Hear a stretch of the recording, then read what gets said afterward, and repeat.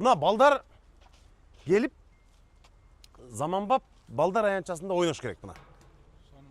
Ушунун бардыгын алып келишти. 25 августка чейин мунун баарын коюп үлгүрөсүңөр, туурабы? Муну бир жумада коюп бүтөсүңөр мына. Бүт мына заманбап жакшынакай сапаттуулары келди мына. Урматтуу шаардыктар, шаарыбыздын меймандары, өзүңүздөргө маалым болгондой, Ак Буура бул Оштун жүрөгү. Биз ушул Оштун жогору жагынан Оштун шаардын экинчи тарабына чейин мына ушундай веложол, тротуарларды куруп жатабыз. Азыр мен сиздерге көрсөтөйүн дегеним бул биздин Ак Буурадагы жаңы паркыбыз. Дээрлик 15 гектар жерге мына ушундай шаардыктар үчүн татынакай заманбап парктын курулушу кызуу жүрүп атат. Паркыбызда гүл борборлору, амфитеатр, балдар ойночу жайлар, жарыктандыруу иши кылып, абдан жогорку деңгээлде мындай курулуш иштери жүрүп жатат. Шаарыбыздын меймандары келе турган эң мыкты кооз жакшы локациялардын бири мына ушул жерибиз болот.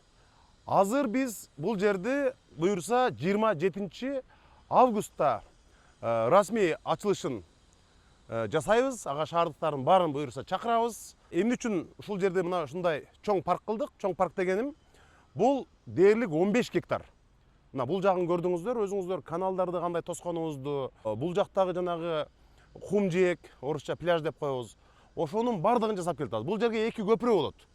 2 көпүрө болот. Ошондой эле Ак Бууранын аркы тарабы дагы бул жагынан баштап бүт амфитеатрларды жасап мындай жакшынакай кылып алып келатабыз. Буюрса бул бараттагы өзүңүздөргө маалым болгондой бул ушул жерден Нурматов көпүрөсүнөн Токтогул паркына кошулат.